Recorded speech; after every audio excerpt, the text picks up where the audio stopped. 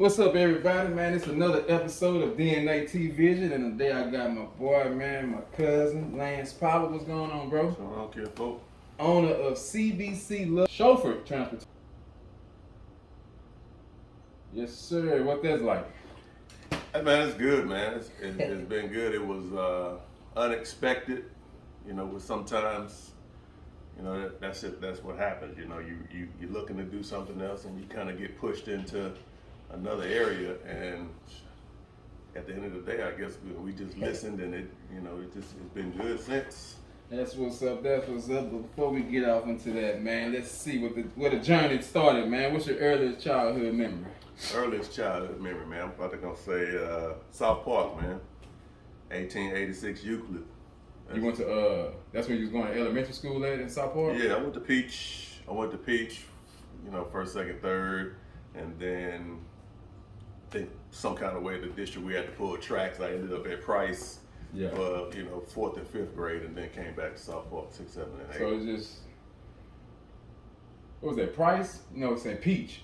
Yeah. But you were staying in the same. Yeah, still same. It just had all that buzz. They had, I don't know what had happened, man, doing those. Yeah, we pulled it tracks. got crazy. It was like either you going to Price or you going all the way to Regina, and my mom pulled a track for Price. So. Okay. And at this time, your pops is doing what? At that time, elementary, I want to say he may have been assistant executive director at the YMCA. So when he was actually playing football, you was fairly young. Yeah, I was fairly young. He played from 70 to 81. So, you know, for me, the latter years I remember. You know, he played 8 years with the Saints, and then the last 3 seasons he played with the Cardinals. So I remember, you know, us shifting out there, going to St. Louis, being out there. You know, I got a chance to run around the stadium and do all that stuff. Okay, because I was born out there in Metairie. That's their training camp. That's where they train at, I think. Metairie, Louisiana. Yeah, that's where most of the players live. Okay. That's it, man. So now we going to middle school. Yeah, I was at South Park, you know, 6th, 7th, 8th grade. Didn't really know nobody, because I think most of the people that I was going to school with stayed, you know, was still at Peach, 4th and 5th grade. So I came back pretty much, you know, the new kid, you know, and maybe a couple people that I remember kind of recognized me, and we kind of got back together. But so knowing your dad played pro football, that's what you wanted to play, or was it a mix? Man, I wanted to play just naturally because I watched him play. And I remember him playing, and, you know, like any kid, you know, that has got a positive role model in his life, I wanted to follow in his footsteps. However, the crazy thing is, my dad is the one that made me fall in love with basketball. Okay. And it's kind of accidental, you know. I watched him play on TV. I watched, you know, as a young kid, you know, 5 years old or whatever. But one day he invited some friends over to play at the house. And I was running through the games and getting in trouble, and, you know, ended up telling me to go in the house, man. I remember crying and running up and throwing my curtains back and washing them, because my bedroom overlooked the driveway, man. And I guess it was just being that close to him. Was it on While Euclid? he was playing? Nah, this was back when we was in Metairie. Okay. Yeah, this was before the move. So yeah. So it was basketball. You really like basketball. I really like basketball. But you kept breaking something. Man. What you kept breaking? Things couldn't get right, man. You know. Did you play at South Park? You played at South Park, right? Yeah, most definitely. Most definitely played at South Park. So in the 7th grade, I broke my left leg playing basketball. Went to 3rd Ward YMCA, was playing. Yeah, CUNY Homes. Huh? The CUNY Homes. That's what we played at their Y. We played that Y. Yeah, you know, and I was on there just playing with you guys, you know. I think I was the youngest kid on the team. I was nervous, you know. I had some heroes on that team. You, Doolin, I think Day was on that team. Was Coach Sheila? Was it Sheila? Oh, man. Well, Coach Sheila, one of the baddest coaches of all times, man. So, yeah. Broke that in the 7th grade, healed up, did the other one in the 8th grade. The other leg? Did the other leg in the 8th grade, playing basketball.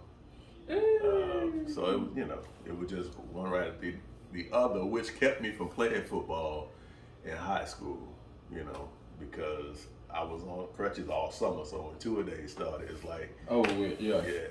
So when did the shot put in the discus come into play? Man, just watching my sister. You know, my sister's 5 years older than me, so you know. Kim Pollard, shout out, baby. Yeah, big sis, man. Just watching her do She it. did she did both? She did both. You know, she excelled in both, and I think the shot put was her baby. She kind of did the discus just because it kind of went with it. So just watching her, man, I would just mimic, you know.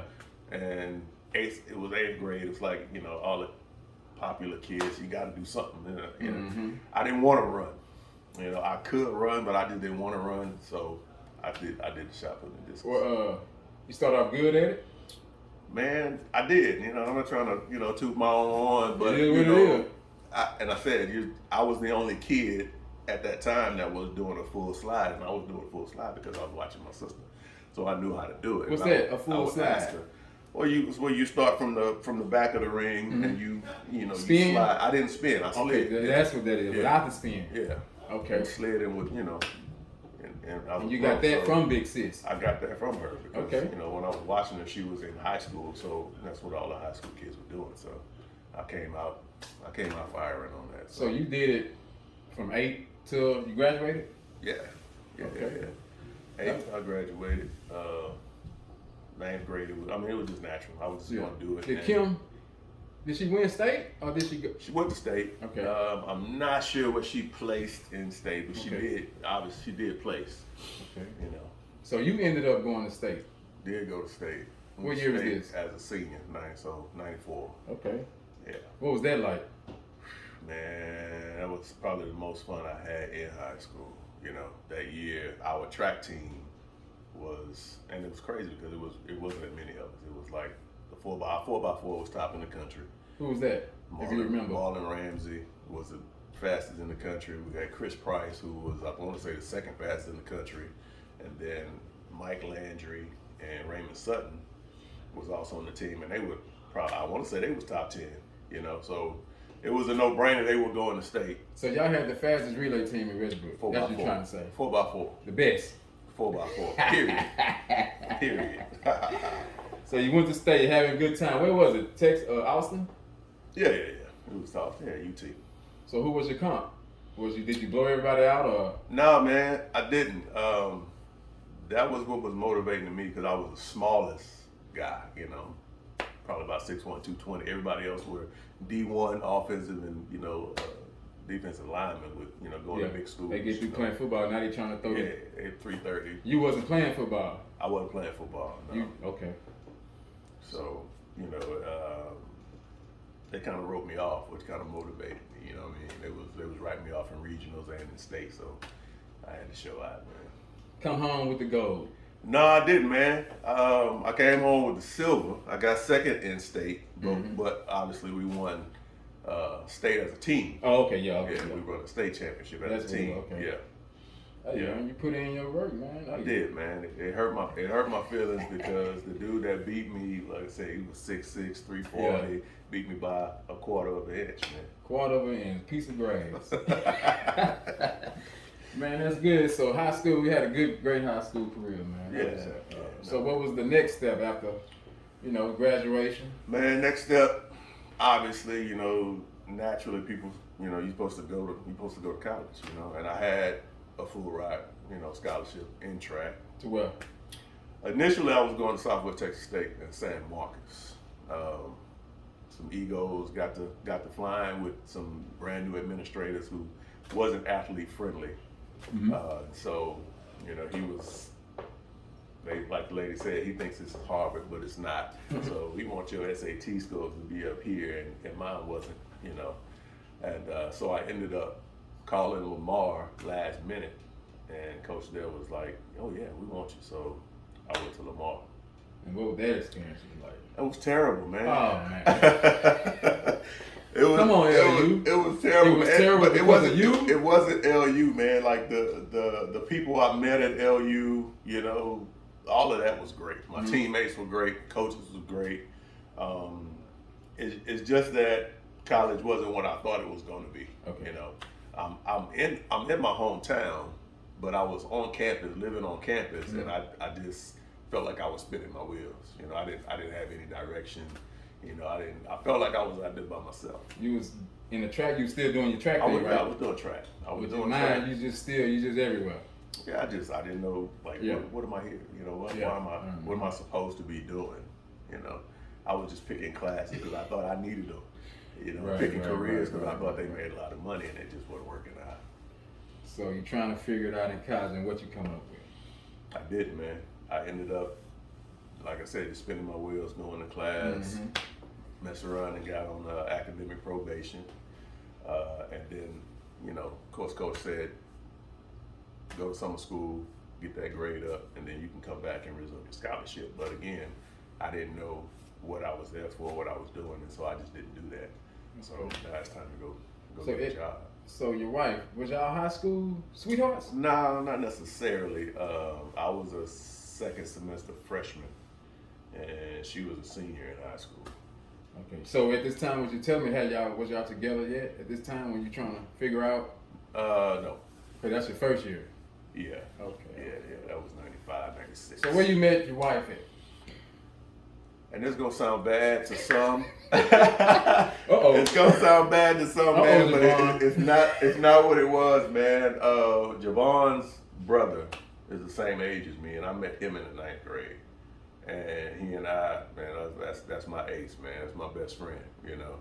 And it's just later on in life, me hanging out with the family, hanging out with him and his brother, you know, she and I just kind of, after years of her chasing me and you know having a crush on me and whatnot, man. You know, it happened, man. You know, we got older. We like that, yeah, man. It's a beautiful thing. And what it's like, man. What is it? Is it a difference? Well, I don't know. You've been married. It's your only wife, so I can't ask you what is it. Well, what is it like? Can you tell the difference between being married to a cop? Nah, because she don't bring that home. Nah, you know, that's a good thing, man. She does a real good job at leaving work at work. Already.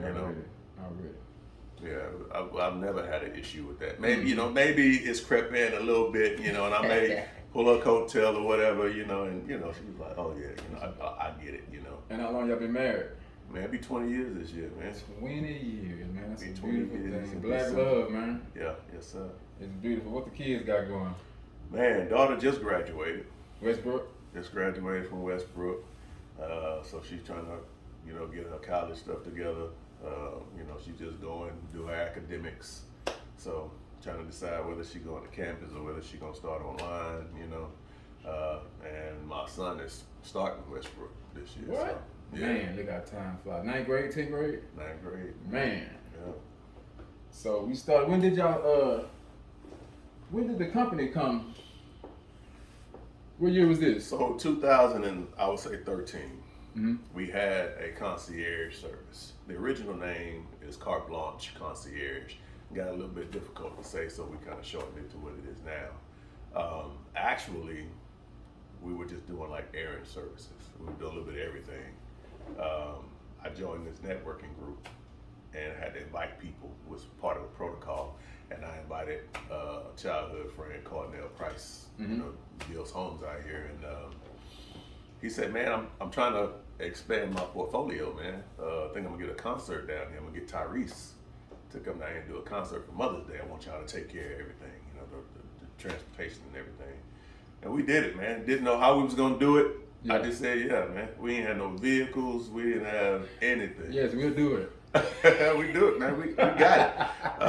But we didn't think we were gonna do it because he never contacted us after that. A week before, he was like, "Hey, can y'all still do it?" And we like, "Yeah, we'll do it." So we were scrambling, man. I borrowed vans from the daycare my kids were going to. She just got 2 brand new vans. Got some people from the church to come and cook. Borrowed my wife's best friend's Escalade she had just gotten. So, like, we pieced it together, man. You know, golden rule is, you know, don't turn down no business, man. Just figure it out. Yeah, work y'all way up, man. So, what you holding now? What kind of cars you got now? Yeah, we do, I don't want to say standard. Everybody's kind of different, but, you know, Cadillac sedans, you know, Suburbans.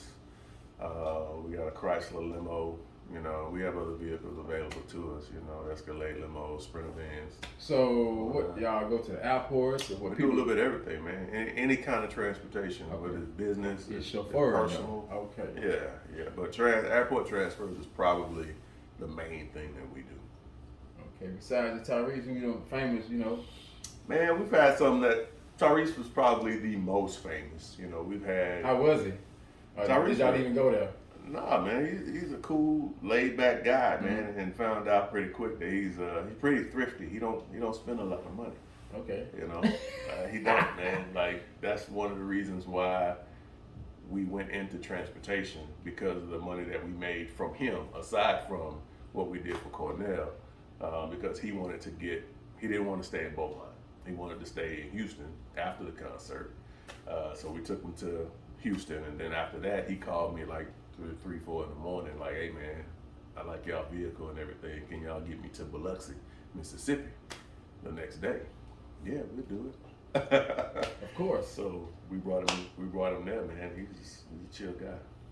Man, it's a beautiful thing, man. So what's in it? What's next in the legacy? We trying to build, man. You know, we got this going. We've been at it for 7 years now, and so now, you know, we're at a point where we're trying to branch off and trying to find the next business, man. It's all about multiple streams of income for us, man. That's what's up, man. Try to help our kids, man, and generational wealth, Absolutely, man. You know, and I feel like it. You know, it's kind of starting with us.